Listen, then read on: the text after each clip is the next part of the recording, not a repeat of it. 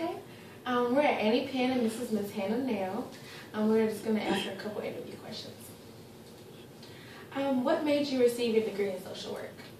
Honestly, I had no idea what I wanted to do. I started in special education and then I wanted to help more people rather than just school. Right. So I got a double degree at High Point University in Human Relations and Nonprofit Management with a minor in social work. Okay. And then I went to Appalachian State and I decided I wanted to work with families and individuals and got into clinical social work. So, Okay. yeah. And do you need to receive any advanced degree to be a social worker?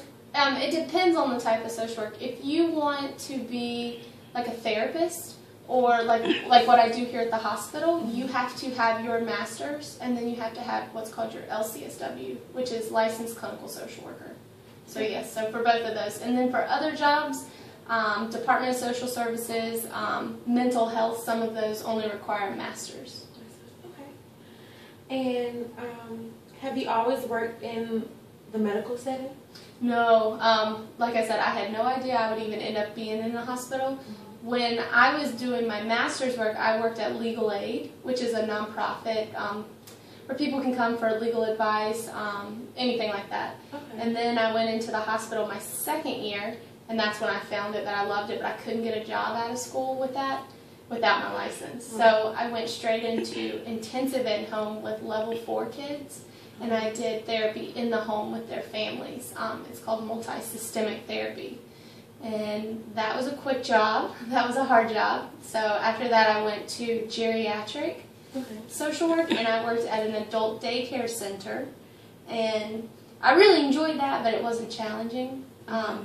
So I decided to go back and teach, and I taught a semester, actually a year. I taught a year at High Point University for undergraduate for intro to counseling.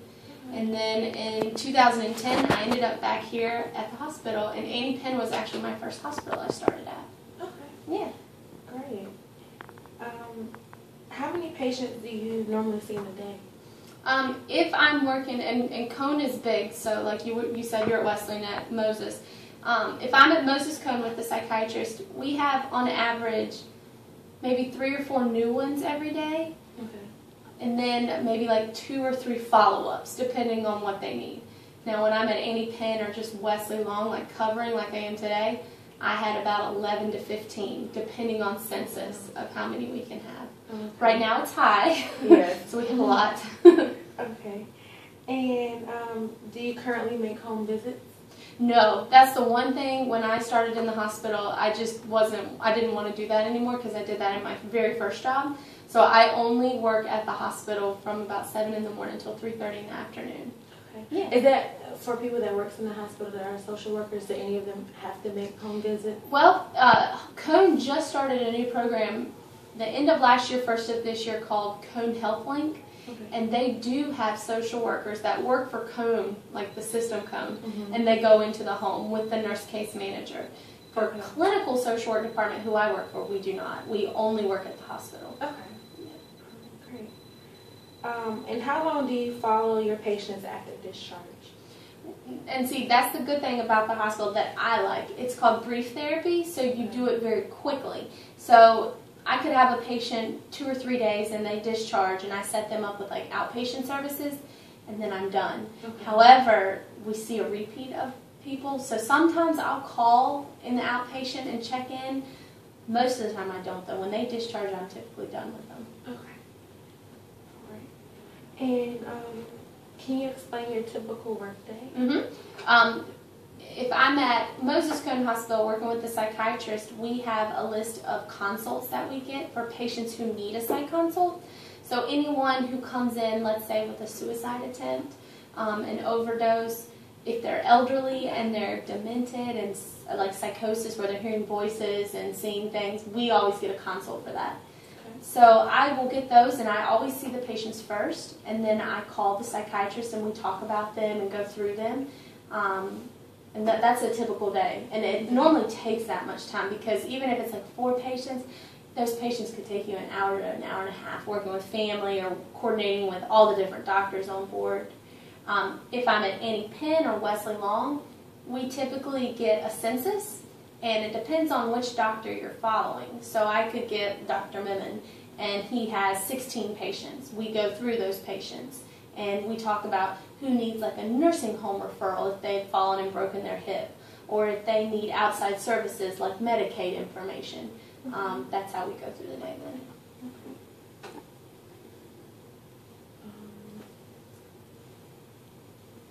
And what type of patient or situation do you handle or see most often? Most often is the mental health patients, and typically capacity is a really big one.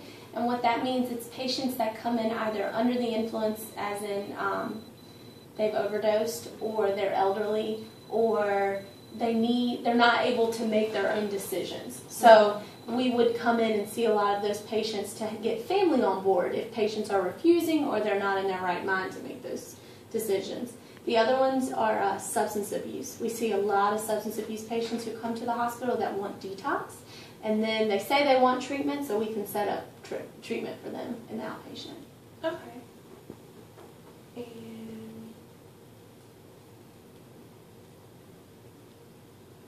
And in what way, it says in what way do you meet their needs? So I'm guessing you say you set up the outpatient. Sometimes, honestly, it's just talking to them and them being heard is the one thing that I've noticed. A lot of times people come into the hospital and they're told what they need, whether it be a medication or if they need nursing home placement or if I have to commit them to the mental health hospital.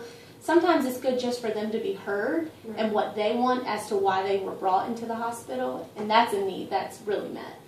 We advocate a lot. I was just working on a patient upstairs who is adamant about just going home. Well, we all know she can't go home. She's going to hurt herself. But we have to advocate for that patient as to why they want to do this and get the providers on board and other treatment staff on board. Okay. And what other professionals do you work with or collaborate with in the hospital? We work directly with the medical doctors. I work with the psychiatrist, RNs, the nurse techs, and the nurse techs and the sitters are probably the most important piece because they spend the most time with the patient and they can give me a lot of information. But we work with outside agencies, whether it's like a primary care physician. My mental health patients, I collaborate with their outside psychiatrists and counselors. And then if I'm working like at Annie Penn, we work with nursing homes and assisted living directors, counselors, those sort of things. And you said you work with the nurse and techs the most? Mm-hmm. Okay. That was the next question. Mm-hmm. In what way do you collaborate with these professionals to meet their needs? So in the mornings we'll do what's called a progression meeting, and I get to see where they are medically. So if a patient had surgery on Monday, and if I need to come up with some sort of discharge plan by Wednesday, I know that they're going to be ready on Wednesday, so I have to hear from the doctor, okay, if they're not ready Wednesday, this is why. And then I let family know, or I let the outside communities know. With outside agencies such as like Behavioral Health Hospital, we have to talk with them and collaborate to get information about, is there a bed available?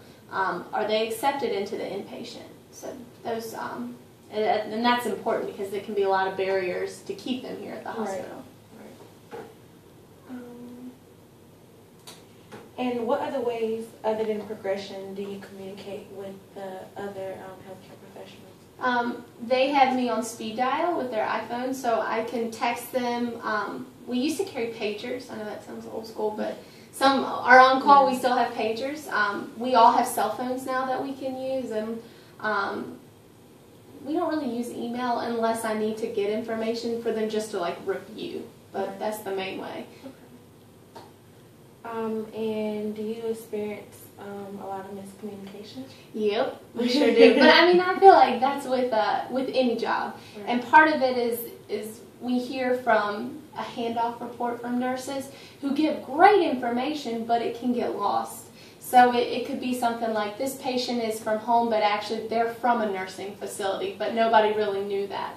We just moved to all computer-based system called Epic, which is wonderful because everyone can type everything, we can see everything, and it's so much easier than the chart review where you would lose papers or, I can't read the doctor's handwriting, just small things like that.